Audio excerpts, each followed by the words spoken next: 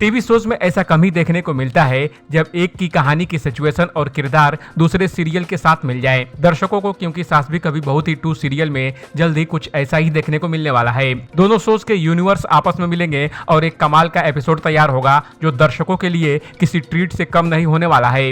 होगा यह कि झनक सीरियल के किरदार क्योंकि सास भी कभी बहू थी 2 के वीरानी परिवार में शामिल होंगे। क्योंकि दोनों ही शोज की अपनी फैन फॉलोइंग है, इसलिए यह शो अभी से चर्चा में बना हुआ है।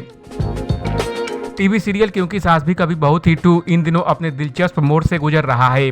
एक तरफ मिहिर वीरानी मरते मरते बचा है, वहीं दूसरी तरफ गॉसिप्स है कि फिर एक बार उसकी जान पर खतरा मंडराता नजर आएगा। एक तरफ जहां मिहिर वीरानी के बड़े हादसे से बच निकलने के बाद उसके परिवार में काफी उथल पुथल होगी, वहीं दूसरी तरफ झनक के लिए भी ऐसी हालत पैदा होगी जिसके चलते उसे इस बड़े घराने से जुड़ना पड़ेगा। क्योंकि सास भी कभी बहू थी के किरदार अभी भावनात्मक रूप से बहुत टूटे हुए हैं।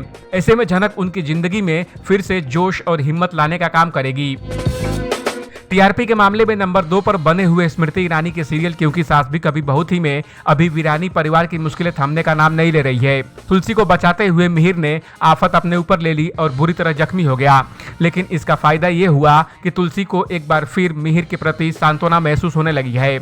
उधर नोइनिका के लिए मुश्किलें बढ़ने वाली है क्योंकि मिहिर के दिमाग में यह उधेड़ बुन चल रही है कि आखिर चीजें या हुई कैसे। मिहिर हॉस्पिटल के बेड पर लेटा हुआ कड़ियों को जोड़ने में लगा हुआ है। अब वो सोच रहा है कि अगर उसका बेटा गौतम उसके एक्सीडेंट की खबर सुनकर उससे मिलने हॉस्पिटल आ सकता है तो फिर इसका साफ मतलब है कि उसे परिवार के प्रति इमोशंस है। लेकिन फिर वो परी के खिलाफ क्यों केस लड़ रहा है?